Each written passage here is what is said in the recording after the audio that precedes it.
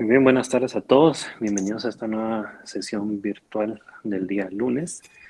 En esta ocasión vamos a tocar los temas que son SB o apoplejía isquémica y SB o apoplejía hemorrágica, ¿verdad? Cualquiera de los dos nombres son válidos.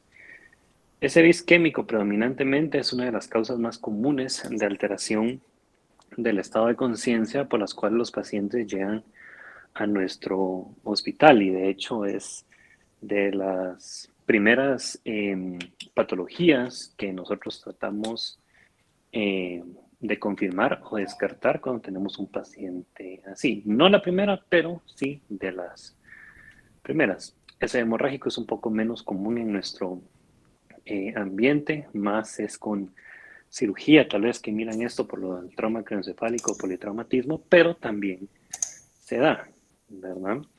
Estas dos patologías comparten varias similitudes, así como también tienen algunas diferencias, ¿verdad? Que es lo que vamos a ver a lo largo de estos dos temas el día de hoy, ¿verdad? Así que comenzamos con el primero, así que adelante. Buenas tardes, doctor, y buenas tardes a todos. Yo voy a presentar el tema de apoplejía isquémica. Vamos a iniciar con algunas definiciones. Apoplejía es una deficiencia neurológica repentina atribuible a una causa vascular focal. La definición es clínica y los estudios de laboratorio, que también incluyen las imágenes cerebrales, se utilizan sobre todo para establecer un diagnóstico.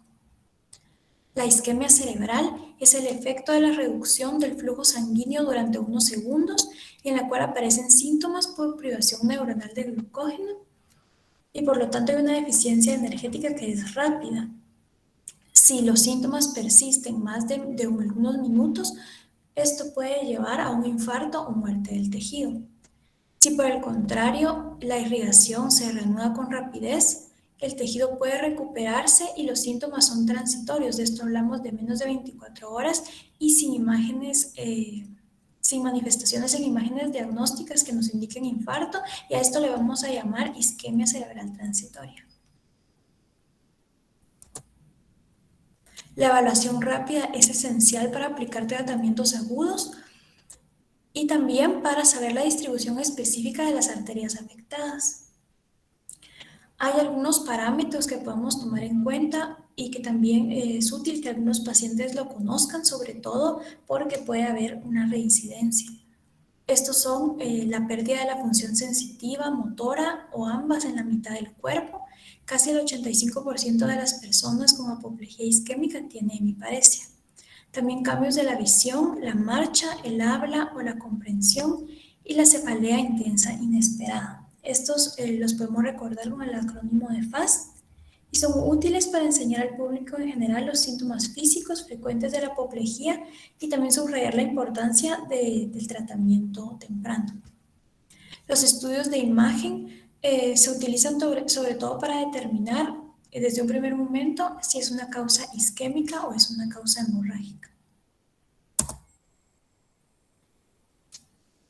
Esta escala es la escala de Nix. Puntúa de forma numérica la gravedad de un ictus.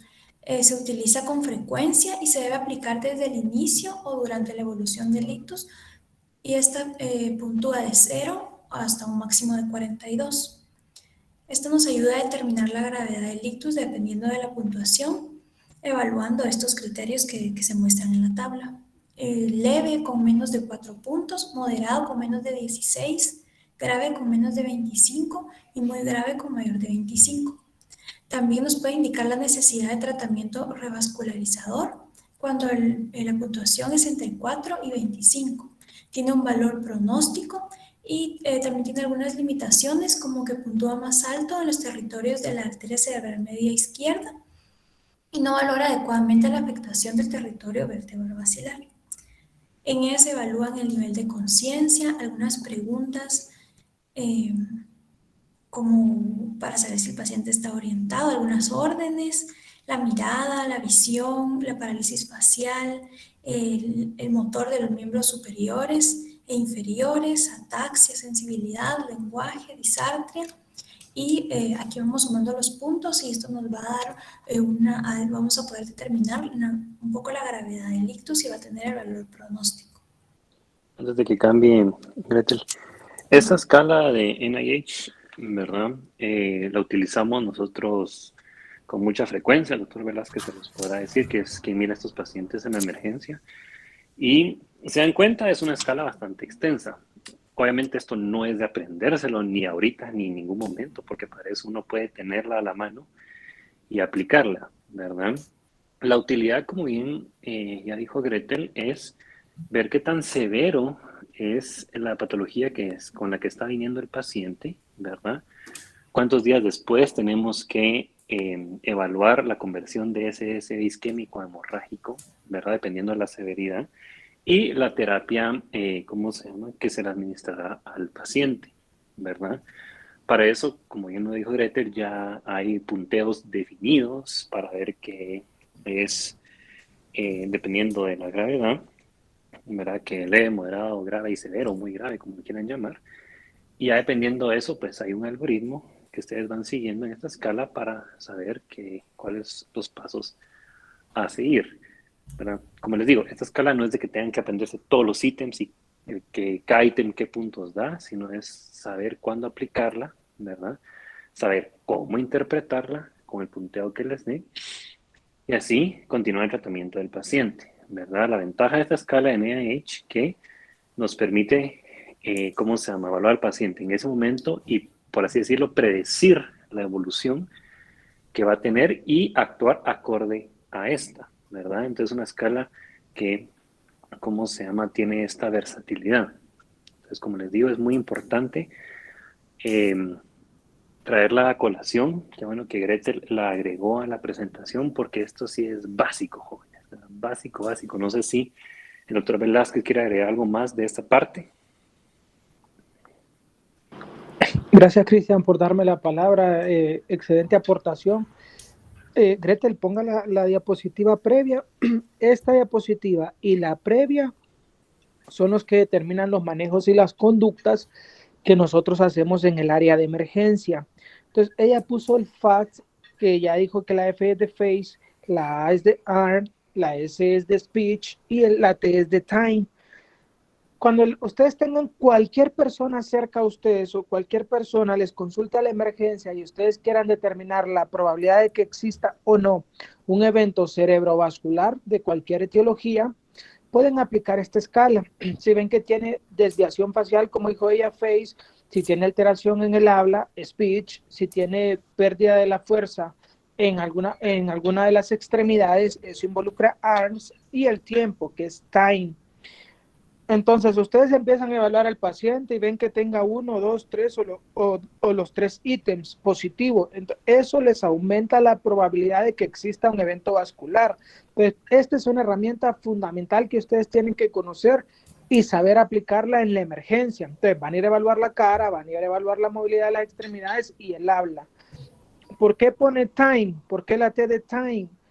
Tienen que tener claro, para lo que va a explicar Greta más adelante, que menos de 4.5 horas es el tiempo vital para que nosotros podamos aplicar terapia trombolítica en un evento vascular. Por eso la escala de FAD les incluye la T de time.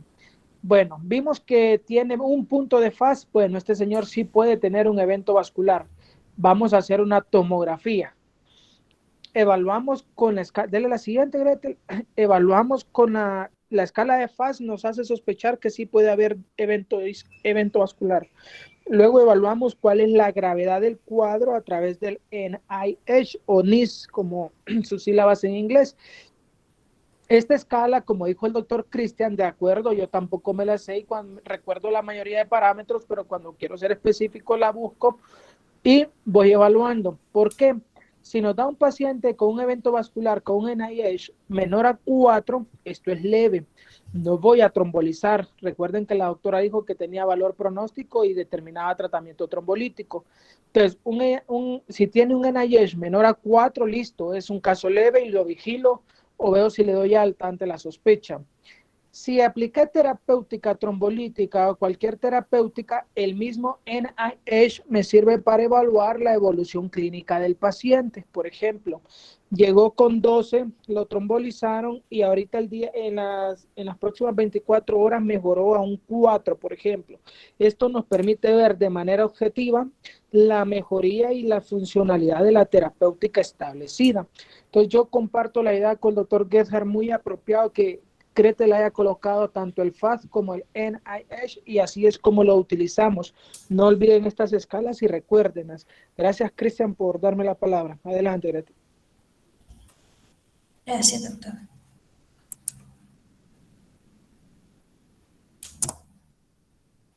Vamos a hablar sobre la fisiopatología de la apoplejía isquémica.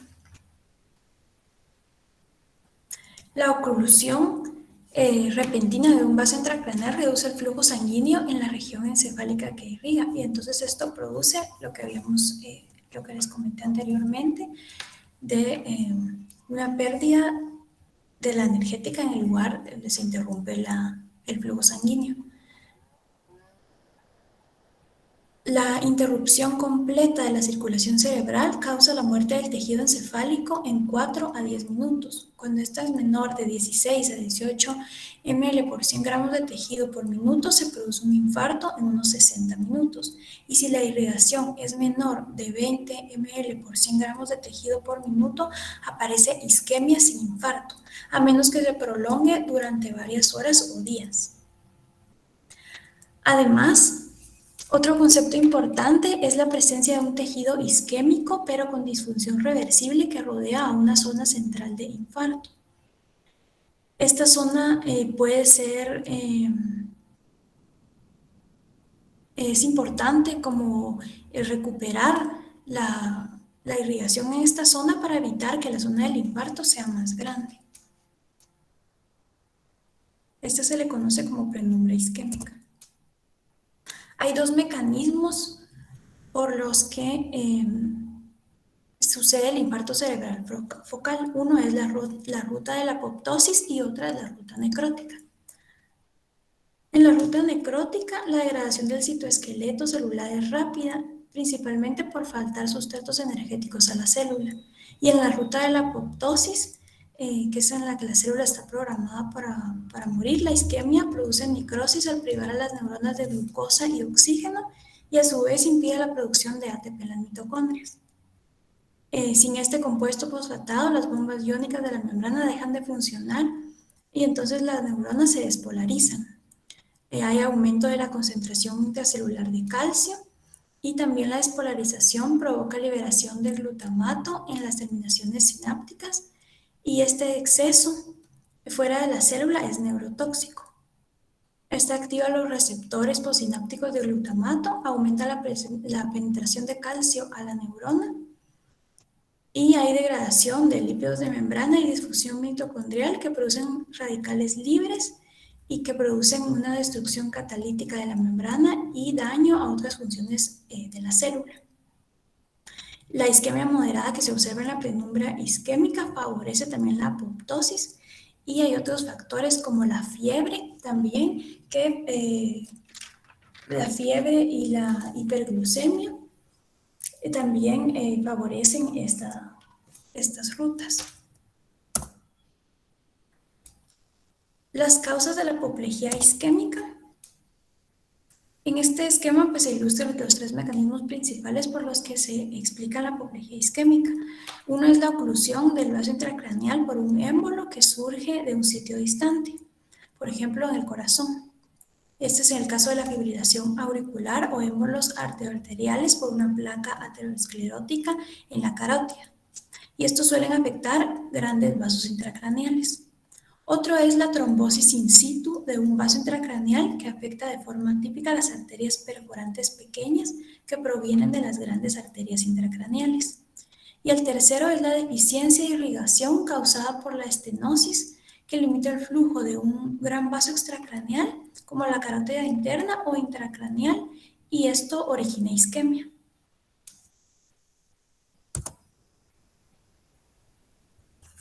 La apoplejía cardioembólica Los émbolos provenientes del corazón causan alrededor del 20% de las apoplejías isquémicas. La enfermedad cerebrovascular, que es consecuencia de una cardiopatía, se debe casi siempre a la embolia del material trombótico que se forma en la pared auricular o ventricular o en las valvas de la mitad izquierda del corazón. Los trombos se desprenden y se convierten en émbolos que viajan por la circulación arterial y muchas veces se fragmentan o lisan momentáneamente y provocan una isquemia cerebral transitoria.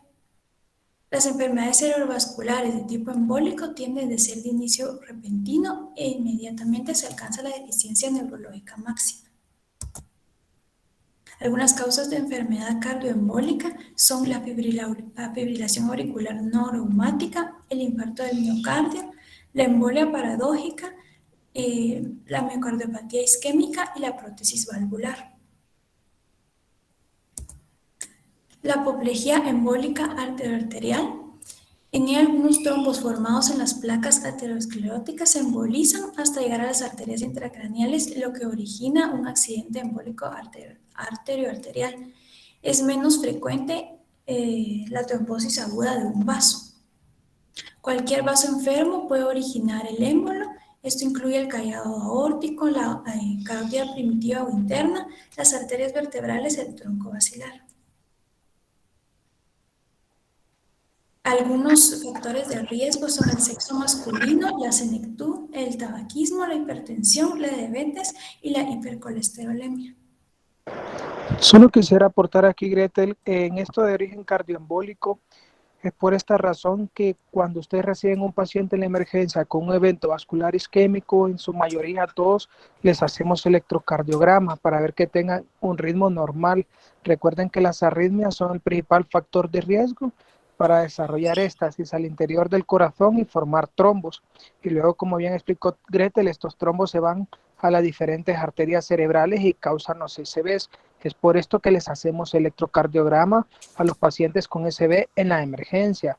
Y es por esto que si encontramos una fibrilación auricular en alguno de los pacientes, de acuerdo a la valoración de NIH que le demos al paciente, tomamos la decisión o no de anticoagular. Si tiene arritmia, debemos anticoagular para evitar que vuelva a hacer otro evento vascular isquémico, ¿verdad? Pero con otras consideraciones a tomar en cuenta. Y es diferente la enfermedad vascular cerebral de origen cardioembólico a la de origen embólico y a la de origen ateroesclerótico. Entonces esas tres hay que tener claras la diferencia. Pero en sí quería hacer el comentario por la etiología cardioembólica que mencionó Gretel. Gracias, Gretel. Gracias, doctor. La aterosclerosis intracraneal provoca enfermedades cerebrovasculares por un mecanismo embólico o por trombosis de un vaso enfermo. Es frecuente en personas con ascendientes asiáticos o afroamericanos. La disección de la carótida interna de las arterias vertebrales o los vasos más allá del polígono de Willis constituye una causa frecuente de accidente embólico en personas menores de 60 años. Algunas enfermedades vinculadas son Ehlers-Danlos de tipo 4, síndrome de Marfan, necrosis quística de la capa media, displasia fibromuscular y traumatismos. También está el infarto cerebral de los vasos pequeños. Esto ocurre por la oclusión de las arterias penetrantes pequeñas y está el 20% de los accidentes cerebrovasculares. El infarto lacunar es la necrosis residual después de una oclusión aterotrombótica o lipohialinótica de una arteria de calibre pequeño en el encéfalo. Algunas de las manifestaciones clínicas son hemiparesia motora pura, accidente sensitivo puro, hemiparesia atáxica, disartria y torpeza de la mano o el brazo, y la isquemia cerebral transitoria de los pequeños vasos en ocasiones presagia un infarto de pequeños vasos.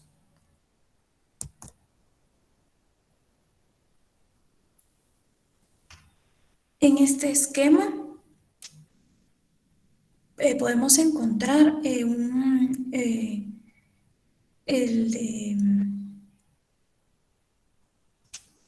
perdón,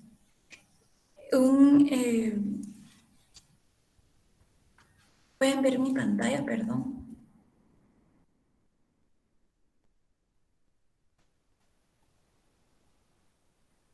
Quisiera saber si se ve mi pantalla. Sí, se ve, Greta. Gracias. En este podemos observar un infarto lacunar y pues es una zona circunscrita que recibe el nombre de laguna por su presentación que se ve como una laguna en un mapa.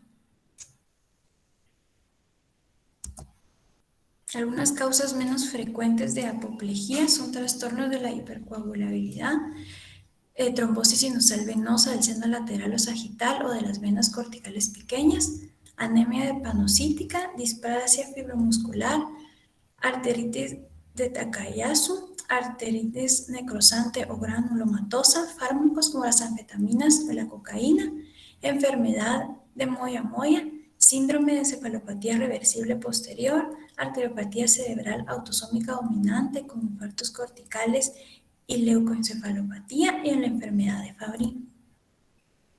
La isquemia cerebral transitoria, que ya les había mencionado un poco al inicio, son episodios de apoplejía sintomática que duran poco tiempo. Esto lo vamos a clasificar cuando es menor de 24 horas y muchas duran menos de 1 hora. Estos se encuentran sin dato de infarto en estudio de imagen del cerebro y a veces es un signo premonitorio de apoplejía y es consecuencia de embolia cefálica o trombosis de un vaso intracraneal. El riesgo de apoplejía después de una isquemia cerebral transitoria es del 10 al 15% en los primeros 3 meses y la mayoría se manifiesta durante los primeros 2 días. Aquí tenemos, ¿sí? Algo importante con la isquemia cerebral transitoria o ataque isquémico transitorio, que también lo pueden encontrar así, es que debe resolver totalmente después de que haya sucedido, ¿verdad? Como dicen aquí, en menos de 24 horas. Algunas resuelven relativamente rápido, ¿verdad? En cuestión de unas pocas horas, pero tiene que resolver, ¿verdad? No es de que así mejoró un poquito y entonces vamos a pensar que es esto, no, ¿verdad? Entonces, hay que tener cuidado con esto porque a veces los pacientes resuelven solo parcialmente y así los dejan diagnosticados como un ataque isquémico transitorio y no es así. Lo más seguro es que tenga algo más, que tal vez sea pequeño o que no se detecte al momento del ingreso y que se detecte posteriormente, ¿verdad? Y algo también importante que mencionaron acá es que el riesgo de un verdadero SB, o sea, aumenta después de un ataque isquémico transitorio. Entonces no es de que, qué bueno, solo fue transitorio, entonces ya nos despreocupamos. No, ¿verdad? Tenemos que estar atentos, sobre todo en los meses siguientes, a que este paciente no desarrolle un SB tal cual, ¿verdad? Que eso ya es otro matiz, como ya vieron anteriormente, ¿verdad? Entonces, sí es muy importante recalcar esto, incluso a los pacientes, de decirle, bueno, tuve la suerte que en este momento fue un ataque isquémico transitorio, ¿verdad? Que no va a dejar secuelas ni nada, pero básicamente considérenlo como un aviso de que algo hay que cambiar, ¿verdad? Hay que controlar factores de riesgo, estilos de vida, lo que quieran, ¿verdad? Porque si no, el chance de un SB es muy alto, ¿verdad? Isquémico. Obviamente también siempre está el chance de ese hemorragia, que es mucho menor, pero esto es lo importante de esta patología. Continúe. Respecto a esto, gracias doctor, respecto a esto, ¿verdad? Podemos utilizar esta escala como para una valoración del riesgo de apoplejía cerebral después de una isquemia cerebral transitoria y para esto tenemos algunos parámetros como la edad mayor de 60 años, la presión sanguínea sistólica mayor de 140 o la diastólica mayor de 90, síntomas clínicos, la debilidad unilateral, el trastorno de habla sin debilidad, que sea mayor de 60 minutos y otras condiciones como la diabetes. Esto precisamente pues para valorar este riesgo que nos comentaba el doctor. Respecto al tratamiento de la apoplejía isquémica aguda, el objetivo primario es evitar o revertir el daño encefálico. Hay unas prioridades de atención que son la ventilación, la respiración, la circulación, el tratamiento de la hipoglucemia o hiperglucemia si se presenta y la tomografía cerebral para realizar el diagnóstico entre si es isquémica o hemorrágica.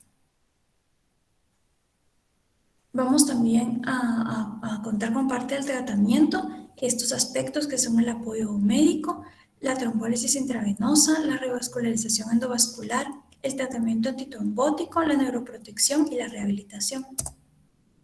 El apoyo médico es importante mejorar la irrigación de la zona de penumbra isquémica periférica, que es la que les mencionaba que está alrededor de una zona central de infarto, y es importante prevenir complicaciones frecuentes como son las infecciones y la trombosis venosa profunda.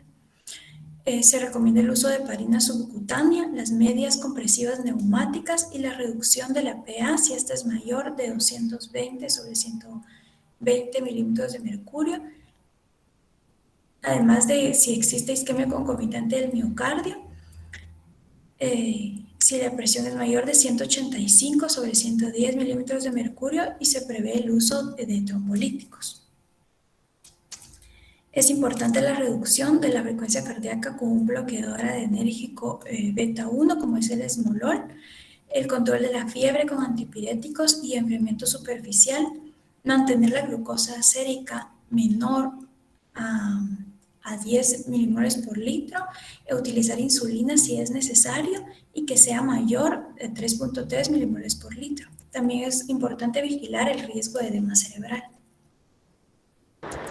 En esta parte, considerando si el paciente llega con hipertensión arterial, recuerden ustedes que el principal factor de riesgo, factor de riesgo es tabaquismo y la presión arterial, hipertensión arterial mal controlada. La manifestación común es el evento isquémico y también el evento hemorrágico. Pero nosotros recibimos muchos pacientes con evento isquémico cerebral con hipertensión arterial, los asociados a hipertensión arterial.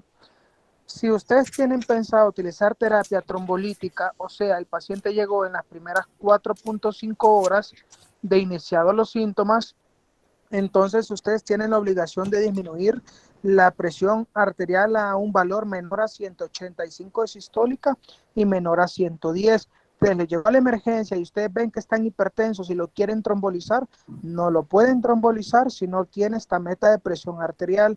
Y ahí es donde utiliza lo que tiene la doctora. Por ejemplo, podemos utilizar también el esmolol para tratamiento de la presión arterial, un ejemplo, o calcioantagonistas intravenosos, dependiendo de lo que contemos en el momento. Si usted no lo va a trombolizar, si el paciente no va a recibir tratamiento trombolítico, puede mantener la presión de 220/110, pero tiene que empezar un descenso gradual de la misma en las primeras 6 horas. Entonces, si va a trombolizar, por fuerza tiene que llevarlo a un valor menor a 185/110, y si no va a trombolizar, pues tiene que ir de 220/110 a 120 hacia abajo, pero de forma gradual. Esto es importante que lo conozcan. Gracias, Grecia. Gracias, doctor. La trombólisis intravenosa, en esta se utiliza un activador del plasminógeno tisular recombinante y algunos criterios, las indicaciones para utilizarlo es un diagnóstico clínico del infarto cerebral, un tiempo transcurrido desde el comienzo de los síntomas hasta la administración del fármaco menor a 4.5 horas, la tomografía sin signos de hemorragia ni de edema, y mayor de 1/3 del territorio de la arteria cerebral media y una edad mayor de 18 años. Está contraindicado en una presión arterial sostenida mayor de 185/110 milímetros de mercurio a pesar del tratamiento. La diátesis hemorrágica, antecedentes recientes de traumatismo craneal o hemorragia intracraneal, la cirugía mayor en los 14 días previos, hemorragia digestiva en los 21 días previos o infarto del miocardio reciente. Este representa el tratamiento de primera línea con mejoría comprobada de los resultados clínicos en el infarto cerebral isquémico. Es rentable y ahorra costos. Pero como decía el doctor, pues tenemos que saber seleccionar a los pacientes y puede ser útil en pacientes que no han rebasado las 4.5 horas.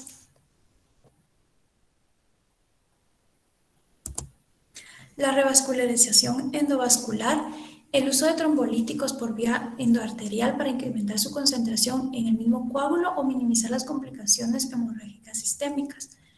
La trombectomía mecánica intravascular ha sido estudiada como una modalidad terapéutica opcional o anexa del infarto cerebral agudo en individuos no candidatos al uso de trombolíticos, que muestran contraindicaciones para su empleo o quienes fue ineficaz la recanalización vascular con trombolíticos. En esta parte, solo ponga la anterior, Gretel, por favor. Veamos el cuadro que Gretel muestra. Bueno, el requisito fundamental es que tenga un NIH arriba de 4 puntos. No van a trombolizar a alguien con un NIH menor de 4 puntos, porque como dijo el doctor Gebhard, hay que vigilar que recupere y que sea un ataque isquémico transitorio. Si cumple criterios, si vemos el hallazgo tomográfico o el dato clínico y han pasado menos de 4.5 horas, se aplica el medicamento. ¿Cómo lo hacemos? ¿A qué hora fue visto por última vez? Mucha gente le refiere, mire, él estaba comiendo y de repente se fue hacia el lado y ya no pudo moverse. Bueno, entonces tenemos un tiempo definido.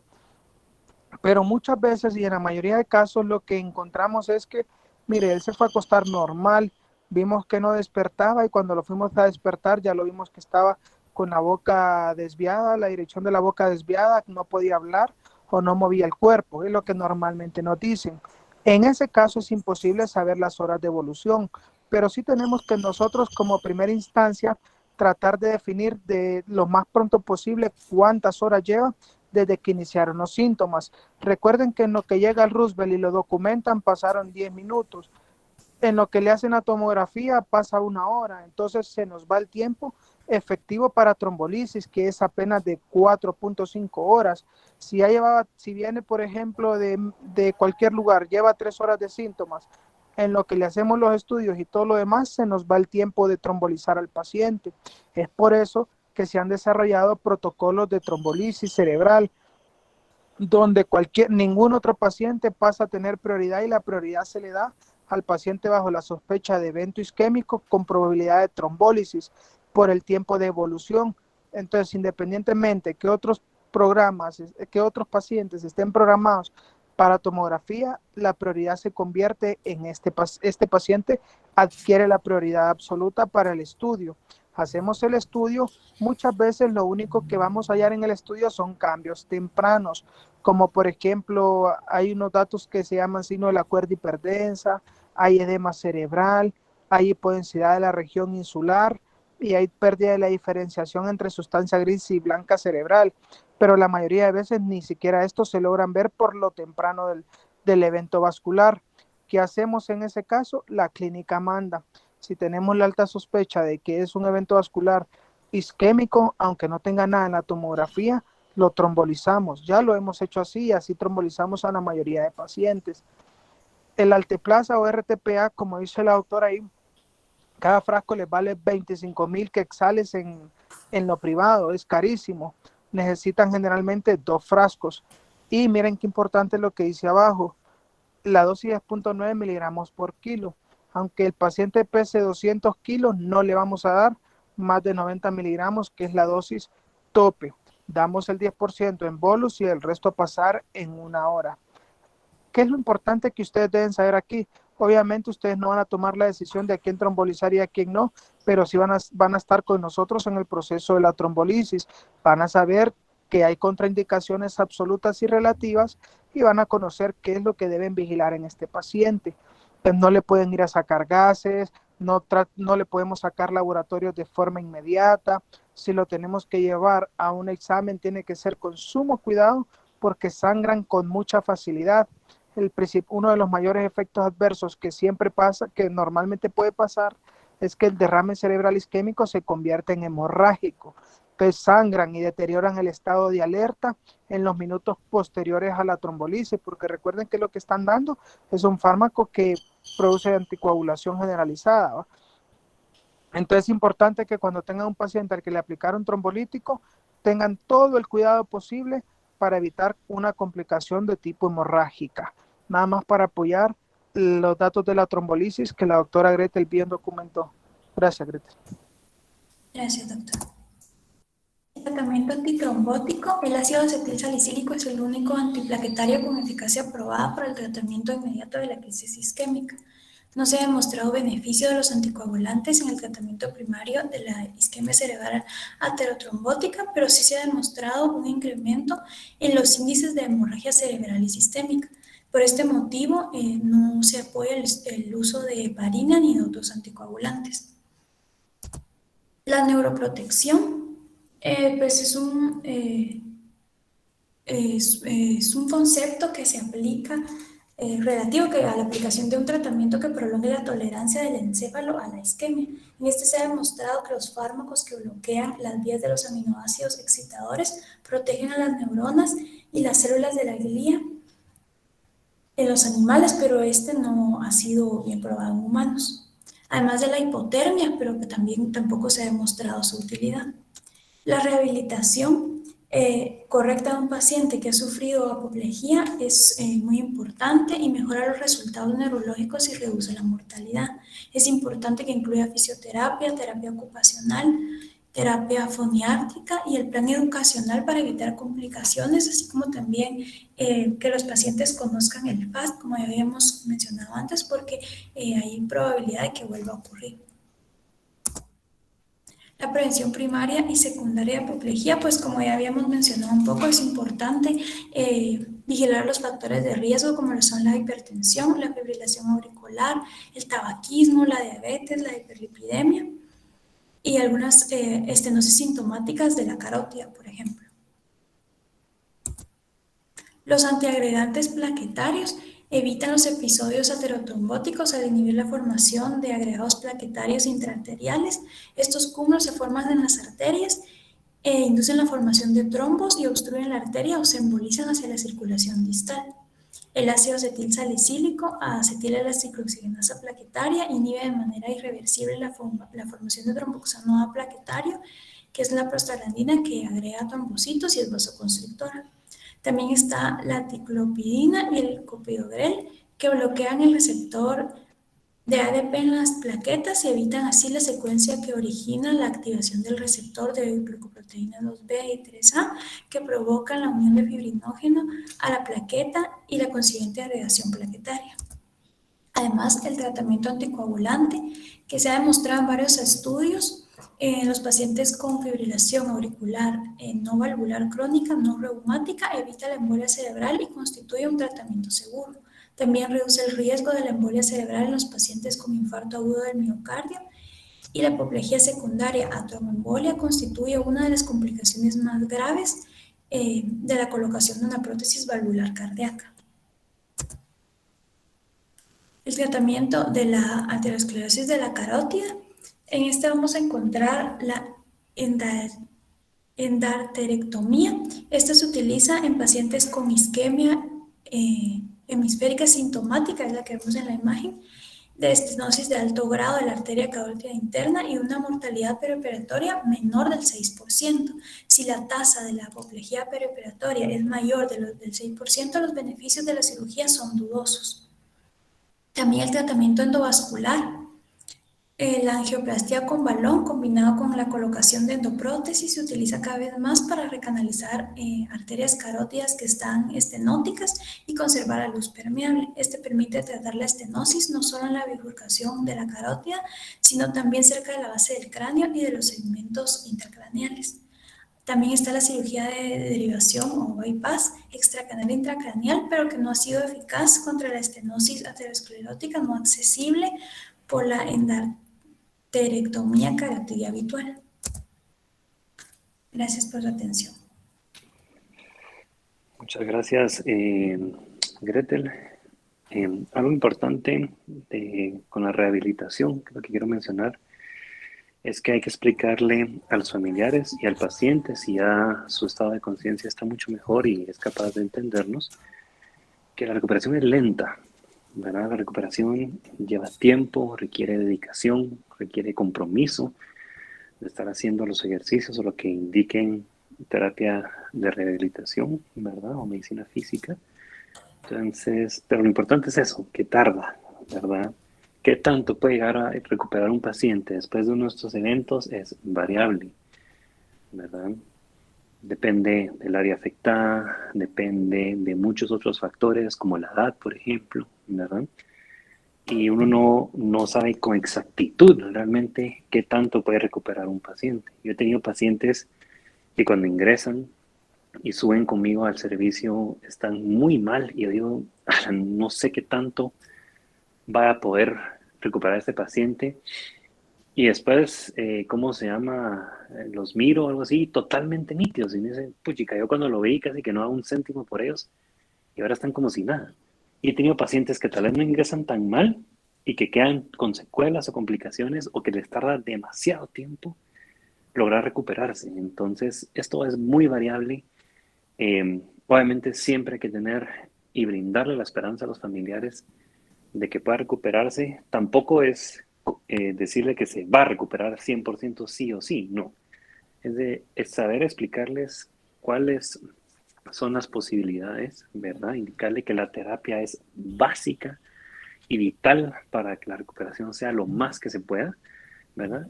Y como les digo, que lleva tiempo, ¿verdad? A veces los familiares quieren llevarse a su paciente a casa nítido o como era antes y muchas veces no se puede, ¿verdad?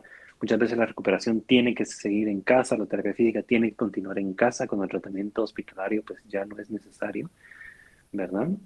Entonces, tienen que los pacientes aprender a ser pacientes, ¿verdad? Sobre todo en ese isquémico. Como les digo, la recuperación puede durar meses o a veces años, ¿verdad?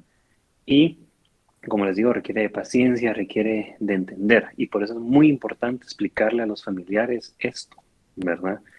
No solo mandarlos sin que ellos sepan, porque si no después dicen, pues ya no me dijeron que esto iba a ser así, o será que no está del todo bien y me lo dieron todavía más o menos. O sea, hay un montón de ideas que se les vienen a la cabeza. Entonces la importancia de sentarse con ellos y explicarles cómo es el tema de rehabilitación, ¿verdad? Ya medicamentos y todo eso es también importante, pero rehabilitación, que es lo que queremos de reintegrar a este paciente y serlo funcional o por lo menos independiente, esa es la parte importante, ¿cómo se llama?, del tratamiento posterior, ¿verdad? No sé si alguien tiene alguna pregunta o comentario de este tema para Yo quisiera continuar. agregar algo. Adelante, Eh, Greta.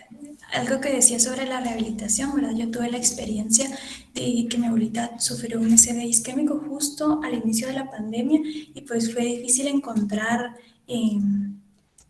cómo pues obtener la terapia, ¿verdad? Un lugar en donde atendieran presencialmente, etcétera, ¿verdad? Entonces, pues yo creo que ahora es muy importante hacer conciencia a varios pacientes que la posibilidad como decía el doctor, el compromiso de parte de los familiares y del propio paciente de realizar la terapia en casa. Yo sé que todavía no hay muchos lugares que antes ofrecían terapia que ya no la tienen de forma presencial, pero que en casa pues soy testigo de que es muy eficaz también y que se puede llevar una rutina incluso como más personalizada, eh, llevándola en casa y que se pueden lograr grandes resultados sin necesidad de ir a un lugar presencial, ahora que la verdad sigue siendo un poco limitado esto.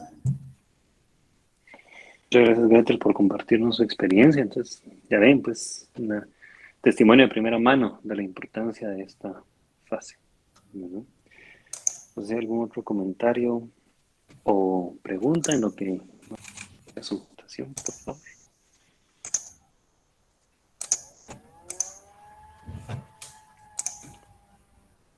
No sé, Gretel lo va a hacer favor. Okay. Bueno, entonces ya vimos ese isquémico, ¿verdad? Un muy buen resumen y muy buena clase. Y ahora vamos a ver la otra parte, ¿verdad? Lo que es hemorragia. Como les digo, es algo que es menos frecuente en nuestro medio, pero lo vemos. Yo ahorita en mi servicio, solo en este mes, tuve como 3, ¿verdad? Cosa que es rarísimo, ¿verdad? De distintas causas. Entonces digo, ok, aquí está con una serie de casos, ¿verdad? Que aparece un montón de casos usualmente raros juntos, ¿verdad? Entonces, como les digo, vamos a ver la otra parte de SD, menos común, pero ya van a ver qué características puede tener este. Así que adelante con SB hemorrágico. Solo para aportar aquí, como dice Cristian, sí es menos común definitivamente y la principal causa a la que la encontramos asociada son a hipertensión arterial. También es una de los cuadros clínicos presentes en lo que es la emergencia hipertensiva. Entonces, ¿por qué es importante? ¿Por qué se tocan los dos temas? Porque clínicamente hay formas de sospechar si se trata de un derrame cerebral isquémico versus un hemorrágico, pues van a ver que las conductas terapéuticas son diferentes. Pues a lo largo de la clase presten atención para que vean elementos como distintivos que en la valoración clínica que nos permiten a nosotros solo con ver a un paciente ver si se trata de un paciente con isquemia versus hemorragia. La situación complicada con estos pacientes es que estos tienen mayor complicación por el efecto de masa que el sangrado hace. Entonces nosotros vemos casos porque llegan convulsionando, porque llegan con alteraciones del estado de alerta, o sea, por los efectos secundarios del evento. Pues por eso, no tanto porque sea una patología muy frecuente en medicina interna, como decía Cristian. Si, por ejemplo, es una paciente que tiene una aneurisma, una malformación arteriovenosa, que es de neurocirro la patología, a nosotros nos llega porque llegó convulsionando, por ejemplo. Entonces, esos son los casos en la mayoría de veces donde nos enfrentamos a hemorragias. Gracias, Cristian. Y, bueno, a mí me corresponde hablar sobre el tipo hemorrágico, como bien lo decían los doctores, eh, en porcentajes, la isquémica representa un 85% y la hemorrágica un 15%. La siguiente, por favor. Eh, a- Antes de iniciar, pues quiero mencionar como unos conceptos. La hemorrágica se representa cuando se rompe un vaso sanguíneo dentro del encéfalo o en su superficie, y hay hemorragia dentro del encéfalo o alrededor de esta. También mencionando, por decir así, otro concepto, la hinchazón y el aumento de la presión a causa de la hemorragia dañan las células y el tejido del encéfalo. Como estaban mencionando también los doctores, principalmente una de las causas o factores que se mencionan en este tipo es la presión arterial alta. También se puede mencionar la aneurismas y también anomalías arteriovenosas. Entre esas también podemos mencionar las de tipo traumáticas en la cabeza o trastornos hemorrágicos. También esta es conocida también con otros nombres, bueno, como accidente vascular cerebral hemorrágico e ictus hemorrágico. Creo que son como nombres que anteriormente se utilizaban y actualmente se conoce como, bueno, con sus siglas SB, ¿verdad? Continuando.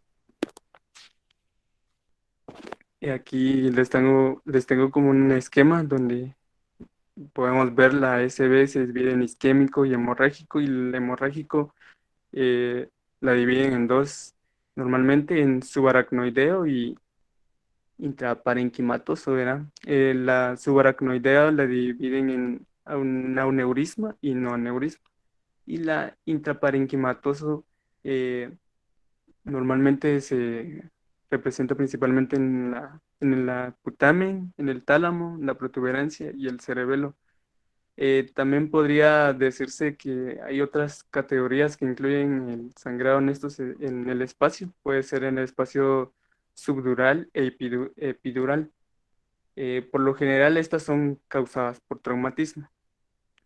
Continuando. Las causas de subaranoidea, que es aneurismática o no, estas son causas, ¿va? Si está relacionada a un aneurisma o no. Mientras que las intraparenquimatosas, la diferenciación que usted tiene ahí es regiones anatómicas. ¿Qué parte del cerebro, qué región anatómica es donde del parénquima cerebral es donde se encuentra el sangrado? Esas zonas que mencionó ahorita Miguel son zonas críticas de sangrado. La mayoría de los pacientes que sangran por hipertensión arterial sangran en la zona de los ganglios basales. Entonces, el compromiso funcional que estos pacientes presentan es mucho mayor a veces que el de los pacientes con SB isquémico. Y también existe, aparte del que usted mencionó, el subdural y epidural, los sangrados que son intraventriculares, ¿verdad? Cuando los ventrículos se llenan de sangre también. Adelante, Miguel. Gracias, doctor. Continuando, la hemorragia intracerebral, pues representa un 10% de todos los SB. De estas, un 35 y 45% fallecen dentro del primer mes. Su frecuencia de distribución es particularmente alta pues, en los asiáticos y estadounidenses de raza negra. Las causas de mayor parte de la hemorragia, la hipertensión arterial, las coagulopatías y simpático-miméticos, entre ellas podemos mencionar la cocaína y metanfetaminas y la angiopatía amiloide cerebral. Continuando, em, la hemorragia intraparenquimatosa hipertensiva, pues eh, se da por la rotura de las pequeñas, eh, arterias de pequeño calibre. En estas áreas, al parecer, son las más predispuestas a presentar daño vascular inducido por la hipertensión. Eh, las ubicaciones más frecuentes, puedo mencionar que son las de ganglios basales, la del tálamo, la del cerebelo y la protuberancia. Eh, Normalmente la sangre puede penetrar en el sistema ventricular, como estaba mencionando el doctor, el sistema ventricular, lo que aumenta considerablemente la morbilidad y puede provocar incluso hidrocefalia.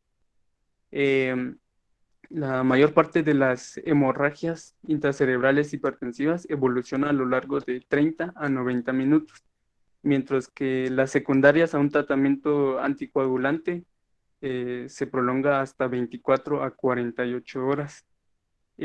También quiero mencionar de que en términos de 48 horas los macrófagos comienzan la fagocitosis del material hemorrágico en su superficie exterior.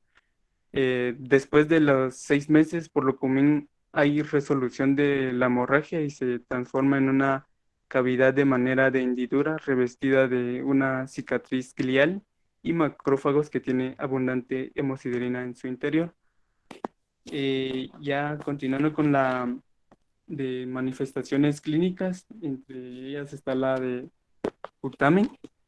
Esta es de la más común para la hemorragia hipertensiva y suele ocurrir en la lesión de la cápsula interna adyacente. Eh, Entre ellas, la hemiplegia contralateral constituye un signo de centinela. También en los casos leves, la cara se desvía hacia un lado durante 5 a 30 minutos. También se puede encontrar en el lenguaje entrecortado. Los brazos y las piernas pierden fuerza progresivamente. En los ojos se desvían hacia el lado contrario de la hemiparesia.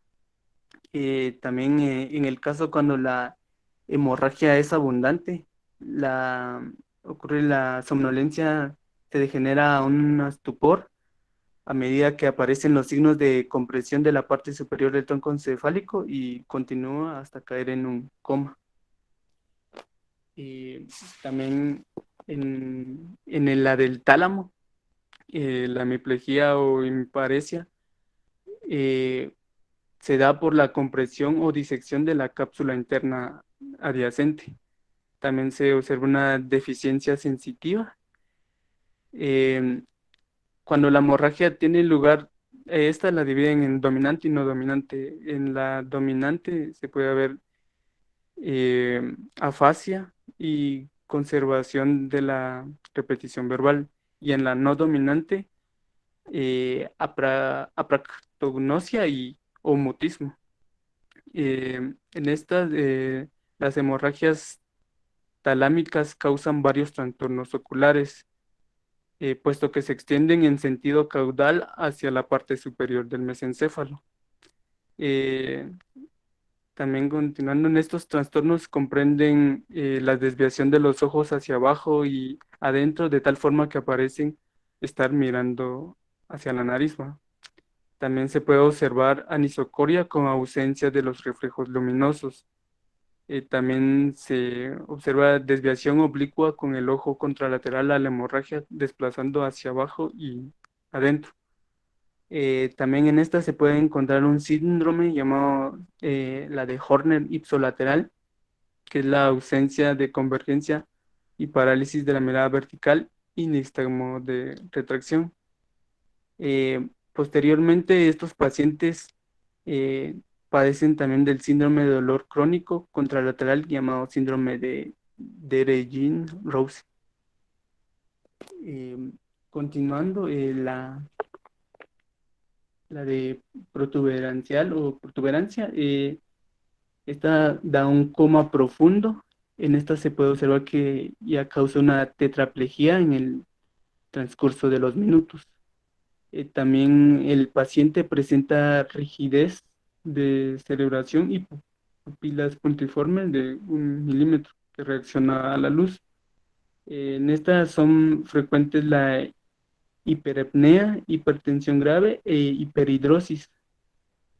La mayor parte de los pacientes con coma profundo fallece o desarrolla enclaustramiento. El enclaustramiento es un estado de vigilia o conciencia con cuadriplegia, con incapacidad para adoptar una expresión facial, moverse o hablar, exceptuando que sí puede controlar los movimientos de los ojos. Continuando con la cerebelosa, esta, la cerebelosa, esta evoluciona a lo largo de varias horas y se manifiesta por cefalea occipital, vómito y ataxia a la marcha. En los casos leves, el único signo neurológico es en ocasiones la ataxia de la marcha. El mareo o el vértigo pueden ser muy intensos. A menudo se acompañan de paresia de la mirada conjugada lateral hacia el lado de la hemorragia, desviación forzada de los ojos hacia el lado contrario o parálisis del sexto par ipsilateral. Otros signos oculares menos frecuentes son las de blefaroespasmo, cierre involuntario de un ojo y sacudidas oculares o desviación oblicua. También se puede observar disartria y disfagia. También la evacuación, en esta se debe realizar una evacuación quirúrgica inmediata de la hemorragia antes de que ocurra comprensión del tronco encefálico, lo que esto va a ayudar a salvar la vida del paciente. También puede causar una hidrocefalia comprensiva del cuarto ventrículo, que se alivia con el drenaje ventricular externo, pero es indispensable evacuar definitivamente el hematoma para que el paciente pueda sobrevivir. También podemos mencionarle la de hemorragia de tipo lobular. En esta, la deficiencia neurológica principal, en el caso de hemorragia occipital, es la hemianopsia. En esta se puede ver una hemianopsia heterómica binasal y una bitemporal. La hemorragia del lóbulo temporal izquierdo se acompaña de afasia y delirio. En la hemorragia del lóbulo parietal existe pérdida hemisensitiva, y en la que se ubica en la frontal hay debilidad de los miembros superiores. En esta, las grandes hemorragias se acompañan de estupor o coma si se comprime el tálamo o el mesencéfalo.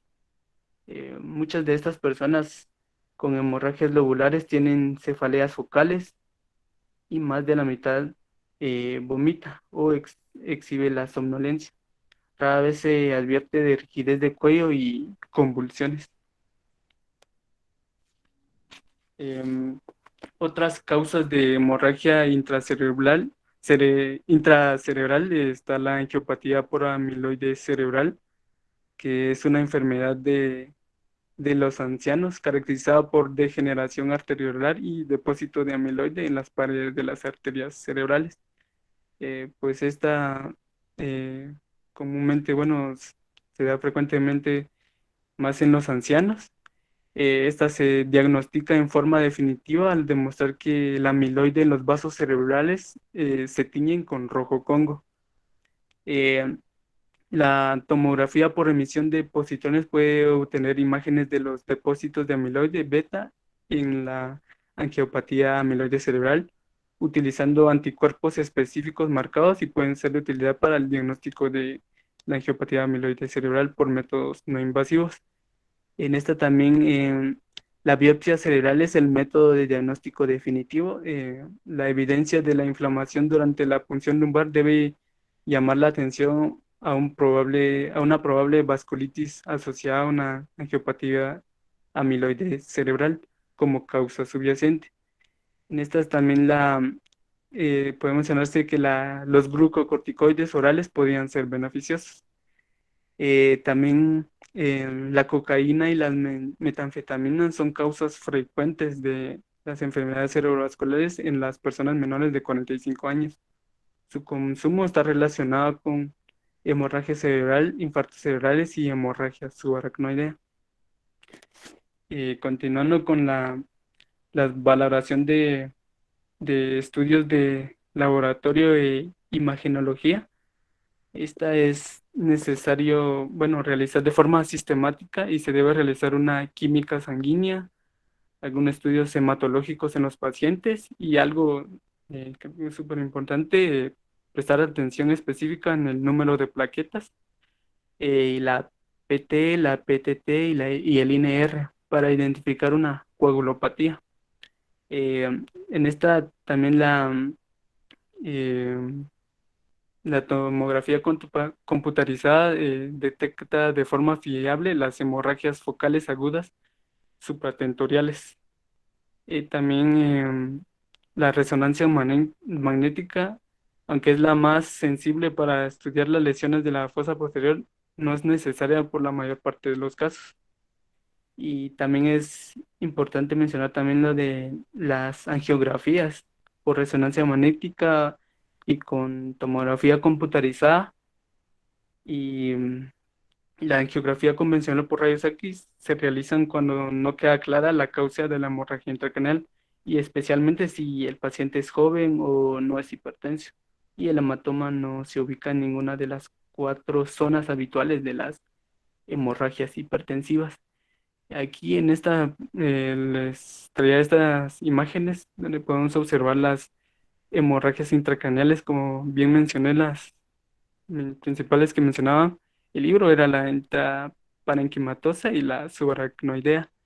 Y aquí les mostraba eh, dónde las podemos ubicar, son áreas, eh, creo que normalmente son hiperdensas, donde se puede observar. También en la imagen se puede observar aquí bueno, en la imagen se menciona que son hematomas epidurales y hematoma subdural. En la parte derecha de la diapositiva también podemos observar una angiografía que también es una forma de estudio de imagen para poder llegar al diagnóstico. So, Eh, antes de que continúe, Miguel, en esa diapositiva, ahí está. Esta imagen de la izquierda por así decirlo, un muy buen resumen de cómo regularmente se observan estas hemorragias, ¿verdad? Y que son una ayuda visual rápida para que cuando uno realice la tomografía y uno mira la imagen, sobre todo cuando la imagen la mira uno en vivo, por así decirlo, mientras se está realizando el ataque, ¿verdad? O la resonancia, uno ya puede ir pensando qué tipo de hemorragia es. Si se dan cuenta, el hematoma epidural, ¿verdad? Es ovalado, es convexo, mientras que el hematoma subdural, pues generalmente es cóncavo, ¿verdad? La hemorragia intraparenquimatosa pues puede tomar varios aspectos dependiendo de la extensión y la subaracnoidea pues es un poquito diferente, pero que les digo, ya uno aquí se puede ir formando una idea de dónde va a estar el problema, ¿verdad? Entonces, una buena imagen que resume estas 4 presentaciones, por así decirlo, del SB hemorrágico. Ya con respecto a lo que es angiografía, que usualmente la utilizamos para buscar causas de SB, sobre todo vemos en pacientes jóvenes, ¿verdad? Que ya vimos que no sean hipertensos, que no utilicen drogas, que no tengan otras causas que ya han mencionado. Entonces, tal vez tengan una malformación, un aneurisma, como el que se mira aquí en esta imagen. Entonces, usualmente ahí es donde utilizamos este tipo de estudios. A veces hacen concomitantemente, una es TAC y una es angiotomografía o angiografía de la mano, ¿verdad? Sobre todo cuando es no traumático el SD hemorrágico, porque si necesitamos establecer una causa rápida, ¿verdad? porque ya vieron la gran mortalidad que tiene, más incluso que el SB isquémico, ¿verdad? Entonces necesitamos determinar rápidamente para ver si necesitamos apoyo de otras especialidades, por ejemplo. Gracias, Miguel. Continúe. Gracias, doctor. Continuando ya con el tratamiento hemorragia de la hemorragia intracerebral, pues el tratamiento inmediato pues es después de la atención eh, inmediata a la presión arterial y también de protección de las vías respiratorias. Se pone atención también al tratamiento médico eh, y también al del quirúrgico. También es importante corregir a la brevedad cualquier posible coagulopatía identificada. También para los pacientes que reciben antagonistas de la vitamina K, puede lograrse la corrección rápida de la coagulopatía al administrar concentrados de complejo de protombina que pueden administrarse con rapidez con administración simultánea de vitamina K. También en el ida- idarucizumab es un anticuerpo monoclonal contra el dabigatran y la administración de 2 dosis de antagonistas de los efectos anticoagulantes del dabigatran con rapidez pueden corregir esto, ¿va? Cuando la hemorragia cerebral se asocia con trombocitopenia, con un recuento plaquetario de menor de 50.000, el plasma indicado en la transfusión de plaquetas la indicaba. También los hematomas se pueden expandir durante varias horas después de la hemorragia inicial, incluso en personas sin coagulopatías. También se ha considerado la reducción de la presión arterial por el riesgo teórico del incremento de la presión arterial sobre la expansión del hematoma, aunque los estudios clínicos no han encontrado las grandes diferencias en la expansión de la presión arterial de 140 a 180, pero sí lo han considerado, bueno, al menos eso dice en el libro, pero estaba recordando que el doctor mencionaba que, bueno, en el tipo de isquémico, que disminuir las presiones a menor de 180, pues sí son eficaces. Entonces, sí. Aquí es diferente, Miguel, es lo que le decía, aparte de la variedad del tratamiento. Por ejemplo, cuando una persona sangra porque tiene hemorragia sangra porque es hipertensa, en este caso, recuerden que la sangre, como se veía en las imágenes que usted mostró, que dijo el doctor Gebhardt, están ocupando un espacio que previamente es un espacio inexistente al interior de la bóveda craneal. Por lo tanto, están haciendo efecto de masa. Si usted tiene un paciente que sangró producto de hipertensión arterial, lo que usted tiene que asegurar es la presión de perfusión cerebral, es decir, lograr una meta de perfusión del cerebro. Entonces, lo normal debe ser de 60 a 70. La presión de perfusión cerebral está determinada por la presión arterial media de su paciente menos la presión intracraneal. Entonces, normalmente lo que deberíamos de hacer es colocar un dispositivo al interior del cráneo del paciente que nos permita ver cuál es la presión intracraneal. Recuerden que la sangre ejerce efecto de masa y aumenta la presión al interior del cráneo. Esta presión colapsa las arterias cerebrales y termina produciendo isquemia cuando es muy alta, por lo que tenemos que jugar con estas variables para garantizar una presión de perfusión cerebral que va de 60 a 70. Por ejemplo, si tenemos una presión arterial media de 90, le colocamos al paciente un monitoreo de presión intracraneal y nos da 30, por ejemplo, 90 menos 30 es 60. Entonces, ahí estamos logrando la presión de perfusión cerebral ideal de nuestro paciente, que debe ser de 60 a 70. Entonces, más o menos en estos casos, así es como debemos valorar la presión arterial, no tanto disminuirla de forma abrupta como en el isquémico si vamos a trombolizar, sino que ir monitorizando propiamente la presión de perfusión cerebral mediante la resta a la presión arterial media de la presión intracraneal. Entonces, si la presión intracraneal es muy alta, por ejemplo, y nos está dando una presión de perfusión cerebral muy baja, le damos entonces, por ejemplo, fármacos antiedema como manitol o como solución salina hipertónica. Si la presión arterial media es muy alta y nos está dando una presión de perfusión muy alta, entonces le damos fármacos para disminuir la presión arterial. Si la presión arterial media es muy baja, le damos fármacos para mejorar la presión arterial media con el objetivo de mantener siempre una presión de perfusión cerebral entre 60 y 70, ¿verdad? Entonces, es así como debemos más o menos monitorizar los valores de presión. Entonces, sí cambia un poco el manejo en ese sentido. Y aquí en los tratamientos que usted tiene, un tratamiento importante, por ejemplo, es el idarucizumab. Entonces, cuando nosotros estamos usando fármacos que son los nuevos anticoagulantes orales, es bien difícil parar sangrados cuando los pacientes usan estos fármacos. Entonces, lo que tenemos que usar son los antídotos. En este caso, para el dabigatran es el idarucizumab, pero también existe, por ejemplo, el rivaroxaban, que todos han escuchado ya, el Xarelto, que para revertir este podemos utilizar el andexanid alfa, ¿verdad? Es una opción, o el sirapantán. Entonces hay que tener en cuenta y en conocimiento estos fármacos que revierten cualquier fármaco que modifique la coagulación. Eso es el mensaje final, que es lo importante del tratamiento. Y en cuanto a la presión arterial, cuando es hemorrágico el evento, lo que hay que cuidar es la presión de perfusión del cerebro. Gracias, Miguel. Gracias, doctor, por aclarar todo eso.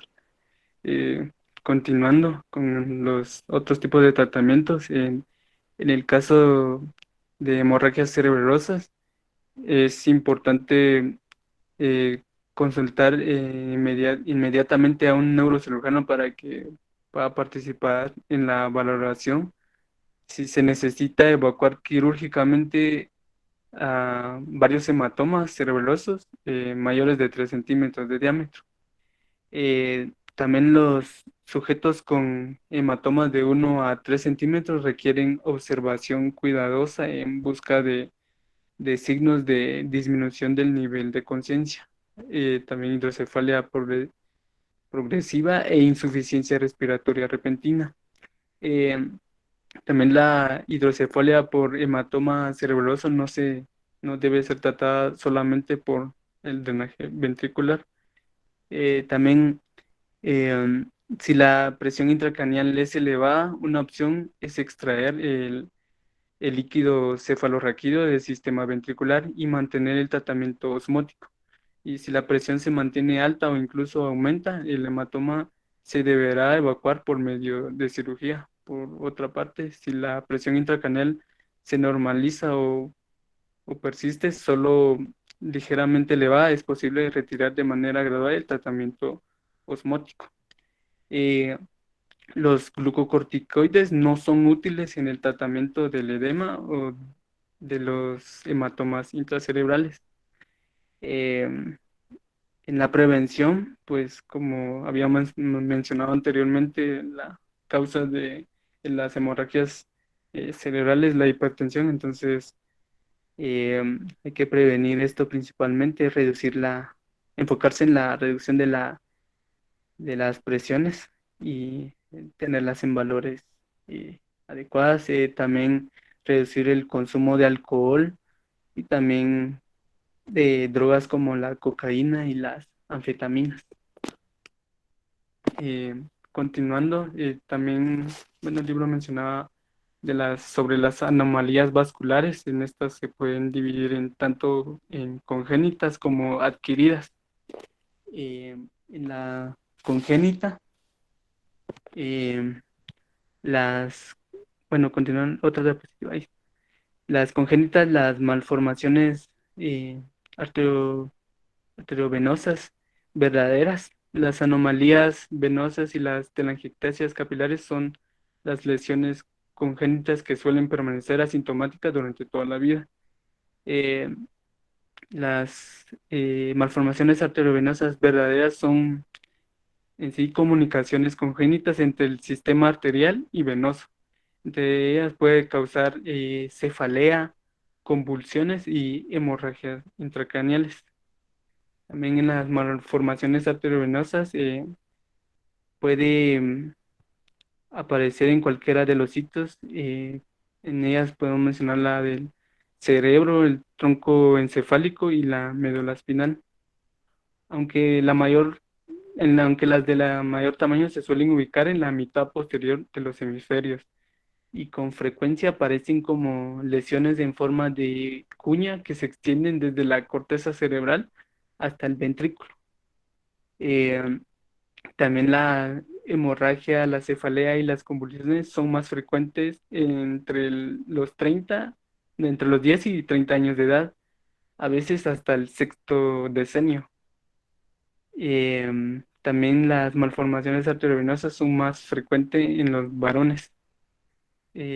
También las malformaciones arteriovenosas de índole familiar pueden ser parte de un síndrome dominante autosómico de la injectasia hemorrágica hereditaria que se llama Osler-Rendu-Weber, que esta es causado por mutaciones en la endoglina o la sinasa 1, similar al receptor de activina, y ambos intervienen en el envío de señales del factor de crecimiento transformante y también la angiogénesis. Bueno, continuando, en esta se puede observar una cefalea que puede ser de tipo hemicraneal, pulsátil, igual que la migraña, o bien ser difusa. Por lo general, la hemorragia se ubica más bien en el interior del parénquima y se extiende en algunos enfermos hasta el espacio subaracnoideo. También algunas de las malformaciones arteriovenosas pueden tener la magnitud suficiente para secuestrar la sangre al tejido encefálico sano, vecino, o incrementar en grado significativo la presión venosa para causar isquemia venosa local y también en zonas remotas del encéfalo. Esto se observa más a menudo en las malformaciones arteriovenosas grandes en el territorio de la arteria cerebral media. Ahí les traía una imagen donde pueden ubicar la cerebral media. Ahí está, la de rojo está mostrando tanto el derecho como el izquierdo, que son las malformaciones arteriovenosas comunes. Y eh, bueno, continuando, la resonancia magnética es mejor que la tomografía computarizada para el diagnóstico, aunque la tomografía computarizada sin medio de contraste a veces identifica calcificaciones de malformaciones arteriovenosas, y con el medio de contraste se pueden demostrar anormalidades de algunos vasos sanguíneos. Eh, una vez también identificados estos, la angiografía convencional es el procedimiento idóneo para valorar las características anatómicas exactas de las malformaciones arteriovenosas. Lo del tratamiento, el tratamiento quirúrgico de las malformaciones arteriovenosas, eh, en la que hay hemorragia, con frecuencia el procedimiento de una embolización preoperatoria para reducir el sangrado quirúrgico usualmente está indicado para lesiones accesibles. Las anomalías venosas son también el resultado de la aparición de desagües anómalos en el cerebelo o el tronco encefálico. También se pueden observar telangiectasias capilares, que son verdaderas malformaciones capilares que con frecuencia forman extensas redes vasculares sobre una estructura cerebral normal. Em, en ellas también las malformaciones arteriovenosas también están las adquiridas. En ellas podemos mencionar, bueno, los angiomas cavernosos son los penachos de sinusoides capilares que se forman en la profundidad de la sustancia blanca de los hemisferios cerebrales, y el tronco encefálico sin que participe en su formación las estructuras neurales. También, si la formación está ubicada cerca de la corteza cerebral, se pueden evidenciar convulsiones. La resección quirúrgica elimina el riesgo hemorrágico y reduce los eventos convulsivos pero queda reservada para las malformaciones que se forman cerca de la superficie cerebral. También en las adquiridas se puede observar las fístulas arteriovenosas durales, que son conexiones adquiridas que se establecen generalmente entre una arteria dural y un seno dural. Los pacientes normalmente se quejan de percibir un soplo en la cabeza que es sincrónico con el pulso, que lo denominan actífeno pulsátil, y de cefalea. Y eso es lo que les quería presentar. Bien, muchas gracias, Miguel. Algo también que quería mencionar, que estos pacientes, de la mano con lo que hablamos, también hay que mandarlos a rehabilitación. La ventaja de los pacientes con SB hemorrágico es que media vez esa sangre se retire y no desarrolle otras complicaciones como hipertensión intracraneal, la recuperación suele ser rápida, ¿verdad? Suele ser rápida y por lo general casi que completa, ¿verdad? Entonces el SB hemorrágico es más letal, pero si el paciente logra sobrevivirlo, su recuperación va a ser mucho más rápida que las del SB isquémico, que es menos letal, ¿verdad? Entonces es otra como característica que puede tener esto. Obviamente, si ya tiene complicaciones como hipertensión intracraneal o algunas otras cosas, pues eso ya es otro pisto, ¿verdad? Y ahí deriva también la alta mortalidad de esta patología, ¿verdad? Estos pacientes también, aparte del tratamiento médico y de la prevención y modificación de los factores de riesgo, también hay que mandarlos a rehabilitación, también, ¿verdad? Y también hay que decir a los pacientes, aunque sea más rápido, no quiere decir que va a ser en un día, ¿verdad? Esto también va a tomar tiempo, ¿verdad? Eh, muy bien, gracias a Miguel y a Gretel por sus presentaciones. No sé si alguien más tiene alguna duda o pregunta.